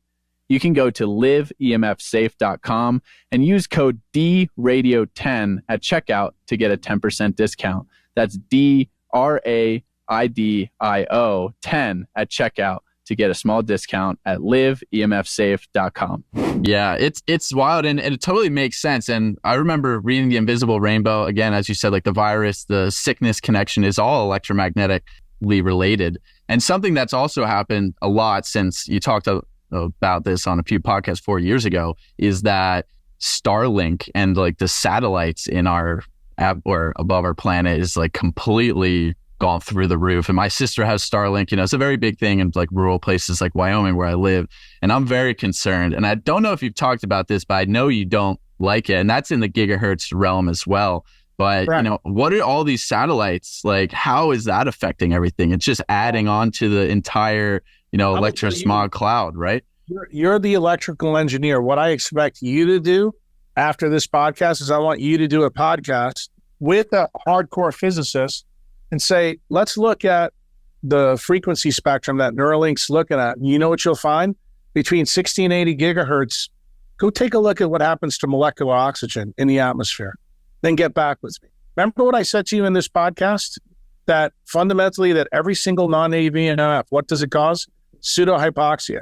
So let me ask you a question. If we make oxygen less common in the atmosphere, do you think that's a good or a bad thing for things with mitochondria? Yeah, it's very bad. All right. So why am I functionally going to tell you that I have a problem with centralized technologists like Elon Musk? I don't think Musk is a bad guy. I just don't think he's thought through everything that he's doing. Okay. And do I think it makes any sense to send a fucking rocket to Mars? No, it's a fucking geopathic stress zone. That's like saying, hey, I want to go live in Las Vegas. Anybody who fucking lives in Las Vegas functionally is an idiot. Why? It's a desert. It's got no water. It's got poor magnetism. Now, you can do it just like you need to eat a coconut in Boston on December 31st, but that doesn't make it fucking right. And that's the point that I try to make to people. We can do a lot of things as humans because we have frontal lobes that allow us to break nature's laws. That's not the question I'm bringing heretofore. I'm asking you to answer a more fundamental thing. Why do you want to live in an environment that you're not optimized to? That's the real question. Yeah, the Mars thing blows my mind. And yeah, I've actually looked at that one study that says like 98% of oxygen's absorbed at 60 gigahertz, which is a very strange graph, actually. So if anyone wants to look that up, they can Google that. And there's like another peak at 150. But the transition, the last, technical aspect is, we know we can engineer better technology. Like this isn't that hard, especially like you're saying, if we know that, 60 to 80 hertz, like let's avoid that. We can do that. And then there's a big dip at, 90 hertz, for example, or 90 gigahertz. But something that I'm really concerned about, and I've read a couple of the early papers on, is 6G, because then we're pushing to the infrared spectrum and the visible light spectrum. And if you want to talk about electromagnetic interference, then coupled with the fact that this is a higher energy wavelength and completely, disrupting what we're supposed to be absorbing, I can't even imagine the chaos on a photon to electron interaction level. Yeah, well, that also is the frequency of light that we operate on the most. And you have to realize our most significant red light chromophores are in mitochondria. Like anything that has the word heme in it, it's a red light chromophore until proven otherwise. So that means hemoglobin. Most people don't even know that the cytochromes in mitochondria, 1 through 5, are all red light chromophores. You know what else they don't know? The P450 system that detoxes everything in your liver, also heme-based. You know what else people should remember? How do you make heme? First step occurs in the mitochondrial matrix. So, dude, you get to 6G and you are taking apart Mother Nature evolutionary recipe at a fundamental level. So this is where I think engineering maybe is acting like the asteroid to the T-Rex. And I ask really smart people to think about stuff like this, but you have to realize, Tristan, there's maybe 100 people in the world that truly understand what I just said to you and what you just asked me. I get it loud and clear. It's the question that every engineer should have in the back of their mind before they build anything. But that's not how engineers are designed to think. How do I know that? Because my son's a fucking engineer. I know the training that he had. And I think when you really think about thermodynamics, most engineers I know, they know first, second, and third law really good. You know what law they tend to shit the bed on? The fourth law. That's dissipative systems controlled by some of the work of Arrhenius. You look at Arrhenius's ideas for the fourth law, that's really where quantum thermodynamics really begins. That's knocking on the door of the question you just asked me. When you start fucking with red light frequencies, I think you're opening up Pandora's box. And do I think already we've done that? Do I think some red light manufacturers have actually caused more harm and not realized they caused the harm? In fact, I think it's quite possible that's the case. And yes, I am very worried about the steps past 5G. I think 6G is already being worked on, at least experimentally in the United States, but the place it's been rolled out already is in parts of China. So pay attention to what happens in China. Yeah, I mean, I just learned a bunch of math, really, like 5 years of hardcore complex math. That's what I learned. And I realized when you're that siloed, like I've read all the debates on like grounding and maybe we can get into that a little bit. And, just EMFs and all the smartest people in the traditional centralized paradigm, they just are so siloed that they actually don't know. And they'll just say, well, an electron is an electron. And I'm like, oh my God. So not really the thought we need. I want to talk to more physicists, and I think we need to do a better job of, bringing them over, but it's hard. So you got to get them to buy Bitcoin first. I think if you teach physicists decentralization in money and they get that, then let's start talking about decentralization in science, because functionally that's what physics really is the study of. In fact, I think quantum mechanics is fully decentralized. That's the science of nature. I think a lot of the stuff that's masquerading right now is physics, like cosmology. That is total pseudoscience. Most of it is non-falsifiable. But the problem is, if you were to have that discussion with Neil Tyson DeGray or the other jackass like Brian Moore or any of those guys, yeah, they would fight back on that. But you have to realize something. This is the cool part, Tristan, that I would say. I'm not going to see this maybe in my life, but I think you, Ryan, Shapiro, you guys have billions of dollars. Those cocksuckers are going to come to you someday for funding. And you know what you could say to them? It's high time, since you're not feeding on the tit of the government anymore, that you're going to start studying stuff our way. Ultimately, do I hope that in my son's lifetime that happens? Because the truth be told, if you want to know where my passion comes from, I am madder than hell at the industrial, military, and healthcare complex. Why? The industrial healthcare complex has allowed science to be captured, and the industrial military complex knew exactly what they were doing. They learned the lesson in World War II, and they are doing what they do. I don't hold them culpable. Why? Because just like I don't think a great white shark is wrong for eating a baby seal, what do soldiers do? They fight wars, okay? And all they care about is fighting wars. And this is the reason why they love fiat money, because without fiat money, you don't fight a war. And this is the reason why this podcast is going to be a full frontal assault on certain people. Like, for example, I think Jason Lowry is one of the best Bitcoiners out there, because now he's the new version of a soldier. And I guarantee you, he's going to face some of the same opposition that Anjan faced in Silicon Valley. Why? Because you're looking into the belly of the beast and you're kind of trying to take their monopoly away that they've had, for 75 years. I mean, just remember, these guys went so far as to put a bullet in JFK, Martin Luther King, and Bobby Kennedy's dad, so that they continue their way of life. I have no fucking illusions that Jason Lowry is going to have a real hard time dealing with the DOD with his sophomore book. But do I think every Bitcoiner needs to read it and read what he's saying? Absolutely. Do I think every American needs to read it and realize what he's saying? Because functionally, what we said in this podcast not only spills out into Becker's work, to St. George's work, to Pollock's work, to Ling's work, to my work, but it falls directly into physics, quantum mechanics, everything. It is based in what's in the white paper, what Satoshi put. But we need people that have good brains that are not being destroyed by catabolic computers to understand this. I need those links to be made. Guys like you have to keep this fucking torch going and keep pushing the envelope. Don't give them a fucking itch. You saw what happened when we gave them an inch during COVID. Now all these poor bastards have to worry about getting their redox up high so that they don't get the side effects from the jab. I just posted something today on Twitter that you can look at. Some amazing bodybuilder that looked like he had the body of, David's Michelangelo, dead from the jab. And here we were all sold the bill of goods that people that were fat, obese, and diabetes, those were the people that died from COVID. Turns out young males that are fit are the ones that are getting fucking popped. Why? Because they were compliant. Guess what the real problem was? Not your metabolism, is that you were compliant with the government's ideas, okay? And remember, they're the same guys creating the bioweapons and the technology. Just think about that for a minute. That's like shooting fish in a barrel. This is everything Thomas Jefferson warned us about.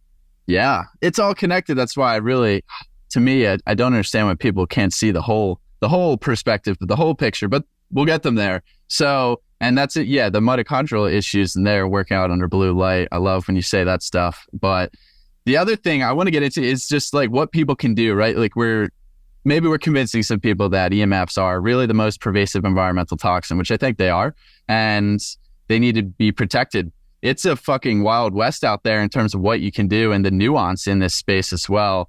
Let's start with grounding. First off, I think you and I are doing the best thing you can do. Be outside. Yeah. We're using technology. Grounding obviously helps. I mean, people need to understand the basics of grounding. It's not that hard to get. How hard it is to take your fucking shoes off. Like, just think about this. If you want to see how much the centralized paradigm has fucked you, try to go buy a pair of leather sole shoes anywhere in the United States right now. They make sure that they all cost $1,000. So guess what? The elites stay protected, but the common man gets fucking French fried because he thinks, sneakers with rubber soles are good.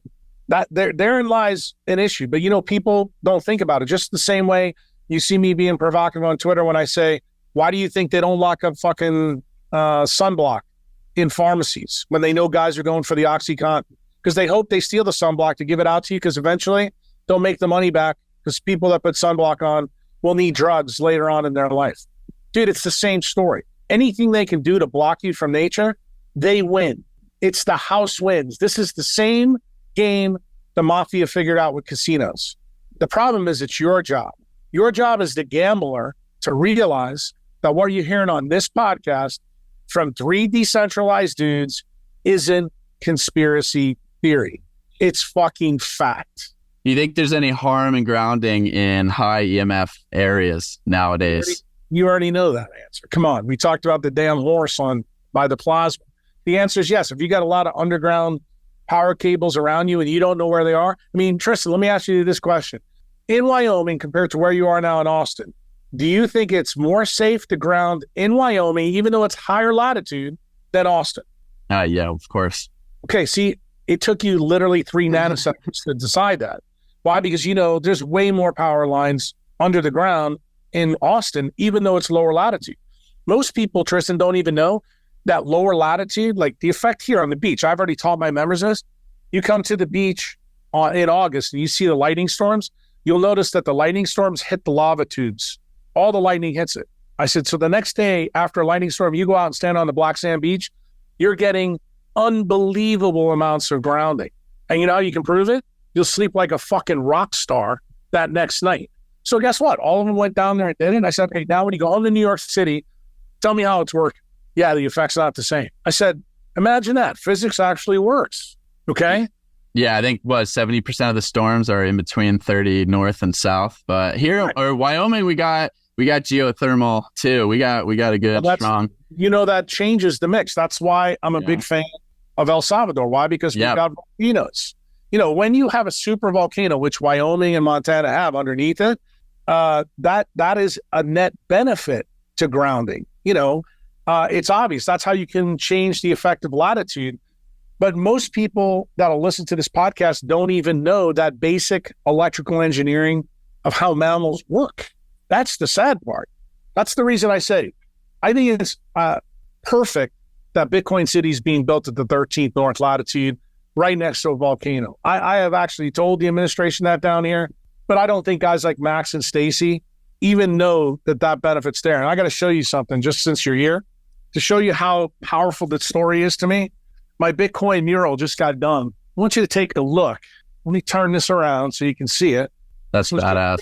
This was just finished a couple of days ago, but I want you to look at the top. What's on the top up there? Is it the waves? Ocean?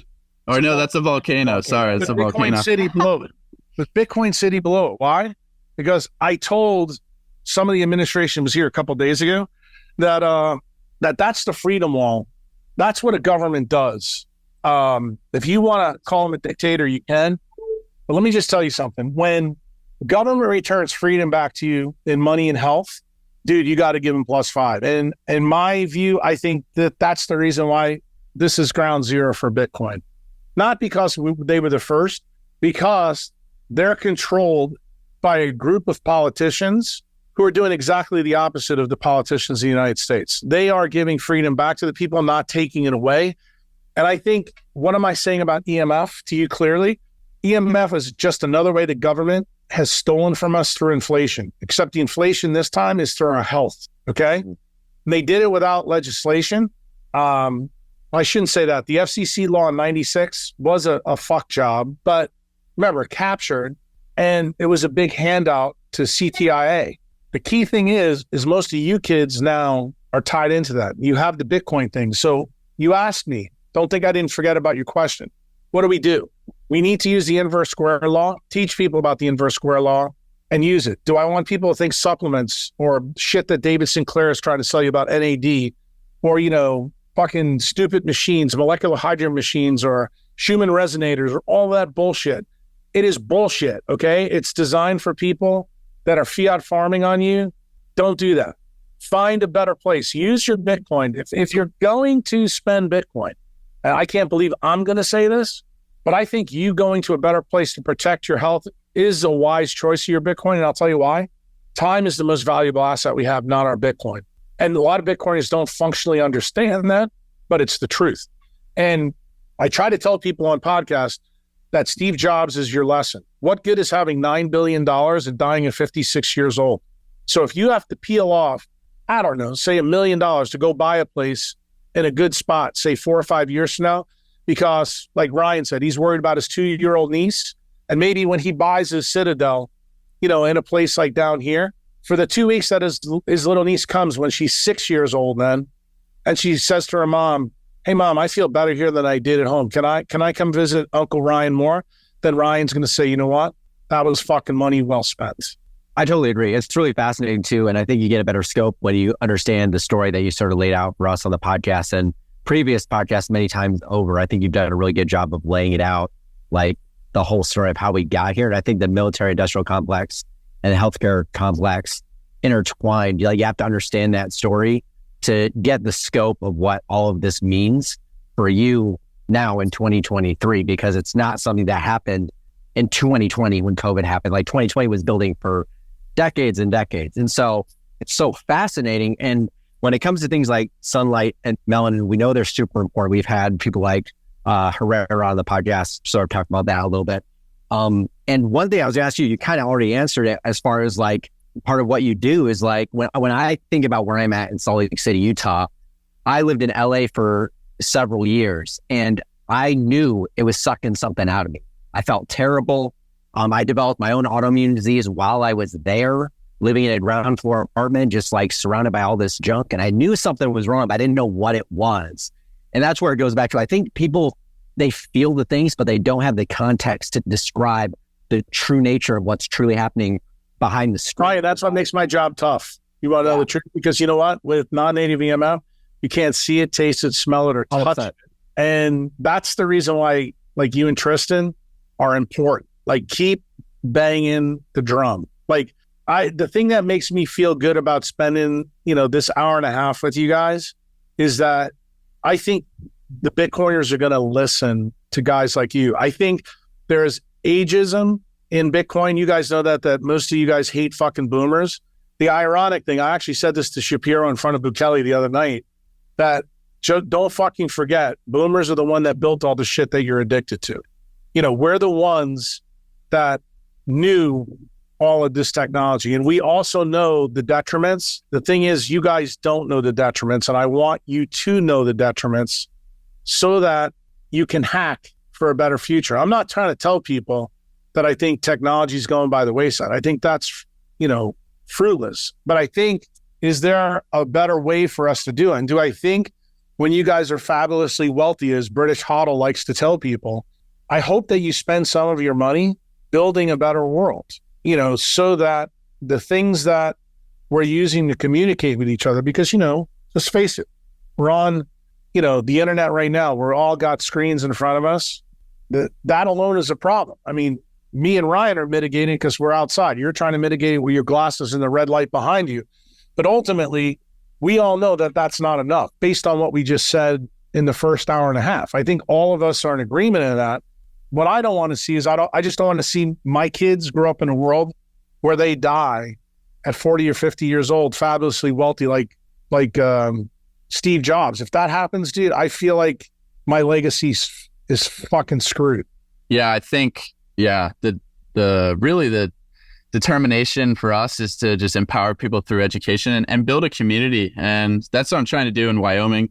And I think that's where you get some real momentum, because a lot of this, there's people who, are following, but it can be very isolating. And social media is a detriment, but it is a tool in that regard. And that's what we've been using it for. But I want to ask you really quick about something that's kind of out there. And we've had a guy on the podcast talking about it. And that's scalar waves. Do you give any attention to this as something that, through the work of Nikola Tesla, or do you think this is all nonsense? I'm going to tell you, I'm going to answer this as politically correct as I can, which is ironic for me. Yeah, well, that is weird. I hold every single possibility as a possibility. Why? Because Heisenberg taught me that lesson. Quantum mechanically, everything is possible. Now, is it high probability that scalar waves are a big issue? No, I don't believe it is, based on what we know to be true today. Now, here's my caveat. Remember that the truth is an approximation of the data we have today. So could new data come in down the road and change my opinion from what it is right now? I'm telling you, I'm open to that possibility, but I can say to you and your audience right now, I don't think scalar waves are a big problem in the non-native EMF world. And I think if you're trying to mitigate non-native EMF via the scalar wave ideas, I think you're being fiat farmed by someone. You're talking to somebody who's shilling Ethereum, Doge, shit coining ideas. To me, I can't get behind that. But no, I'm not willing to go all the way to the end and say they're total fucking idiots, snake oil salesmen, because it's quite possible that in the future we can be shown something new. But right now, based on what I know, based on what I've read, I'm not a buyer, dude.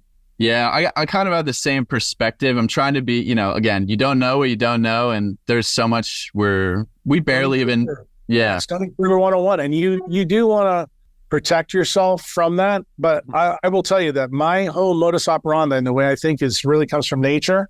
That's why I'm perfectly okay with extinction events. I'm okay with bad people being taken out by funerals. And I think, bad ideas also getting taken to the woodshed by paradigm change. All of that stuff is how nature operates. And I feel the same way about, the scalar wave thing. I mean, I'll sit down and talk to somebody and listen to them. But if I functionally don't believe it, I don't believe it. I just went through the same thing in Lisbon with a guy who, worked in Urbit, who was trying to convince me that their idea around Ethereum and this and that was a good idea. And I'm like, well, I'm kind of glad my friend Sam Parker with Zorp is in that space going to teach the shitcoiners a lesson about how Bitcoin fixes this problem. Yeah. And like you say, if you can actually explain how it's fundamentally working, it's pseudoscience. And that's how I feel about scalar waves. That's how I feel about the harmonizers. And I talked to, Gaetan Chevalier, is a grounding expert last week. And he said he's tested like 99% of all those pendants, harmonizers, bullshit. It doesn't work. And, Yeah, like you said, if you're going to spend your money on moving somewhere, or we like EMF safe. We had them on. You're actually eliminating the power source. You're cutting the circuit. So obviously that works. And then distance works as well. So just think about what you said. We take it back to the beginning of the podcast. When you cut the circuit, what do? You're effectively protecting your biologic semiconductors from thermal damage. Yeah. Elimination is the best way to go about it, I would say. Yeah, until we know more. I think the science of that we're talking about right now, I think we're still in the first inning. I think there's a few outs in the first inning. I think we need to do more. And I do agree with both of you guys that Bitcoiners are going to be the one that study this. Why? Because they're going to have all the money in the future. Well, that's kind of when I want to start funding this. And it's actually funny because a lot of the research, I found a research paper, and this is where I learned about EMFs affecting proton tunneling and hydrogen bond angles.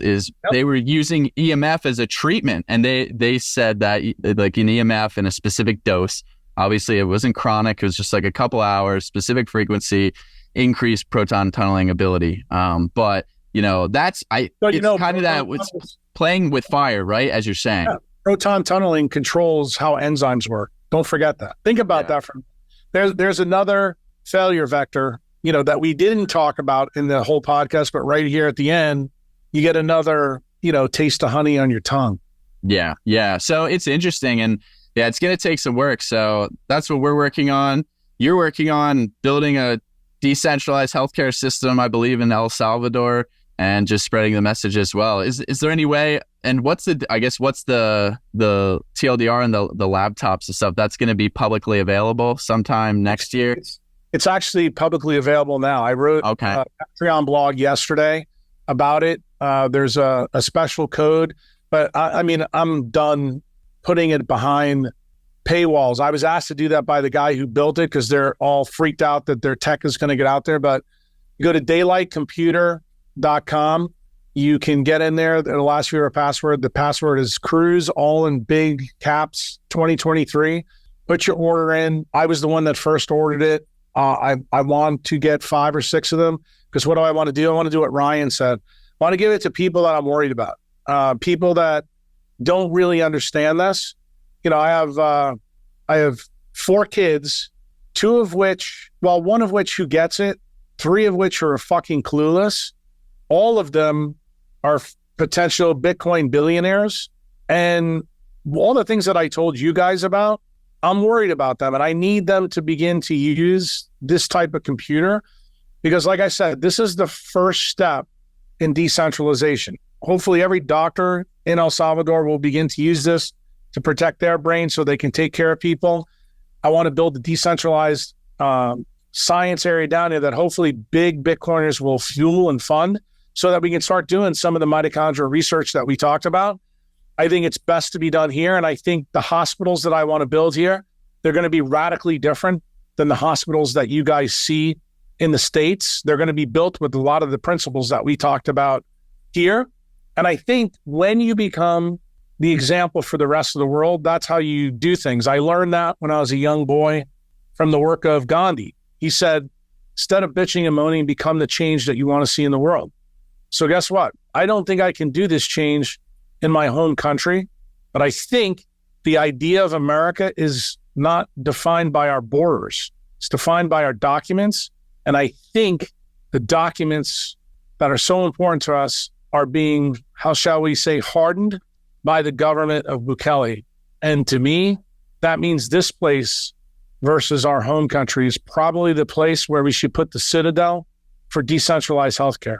Yeah, I totally agree. You kind of need to prove the concept as well. And then you also need to, I realize, you need to give people an alternative, because if they don't have an alternative that's better for them, they're just going to keep doing the same thing that's terrible instead of just eliminating it or, minimizing the use of it. So that's fantastic. Yeah, well, Ryan and I think we want to get down to El Salvador next year. So really excited to check it out. I'm also talking to a few big Bitcoiners this week in Austin. So I'm definitely going to communicate this message. And yeah, just really excited about everything you're building, and we're all learning together still, which is so incredible. Awesome. It was good talking with you guys. Thanks so much for coming on, Dr. Kruse. And yeah, we'll be in touch. And thanks everybody for tuning in to another episode of Decentralized Radio. We'll see you next time. Wow. What an epic conversation with Dr. Jack Kruse Ryan and I just had. He really is at the forefront of health and intersections of physics, biology, chemistry, and everything above. We are electromagnetic beings, so I think this podcast on EMFs is extremely important for people to understand how to achieve optimal health in a modern world. If this podcast went way over your head, don't fret. Ryan and I will be debriefing this episode in a few weeks live on Decentralized Radio. So make sure you follow us on Spotify, Apple Podcasts, subscribe on YouTube. And if you enjoyed this episode, please give us a thumbs up on YouTube and 5-star reviews on Spotify and Apple. That really helps us get bumped up in the algorithm and keeps us cranking out high quality episodes on all things decentralization. If you have any guest recommendations, don't hesitate to reach out to Ryan or myself on social media or via email. Now, if that's not enough, you can check out my EMF 101 course, a brand new course on the decentralized health platform that has over 6.5 hours of educational content so you can actually understand electromagnetic fields, their impact on our health, and how to mitigate them in your house, your environment to protect yourself and your loved ones.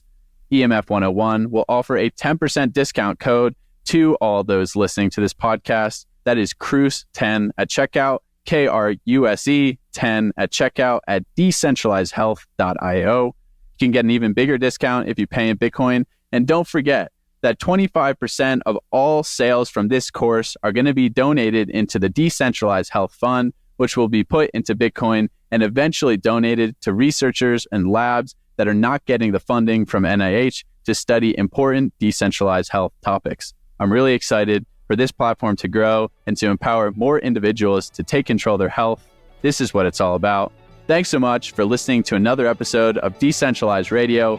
We will see you next time.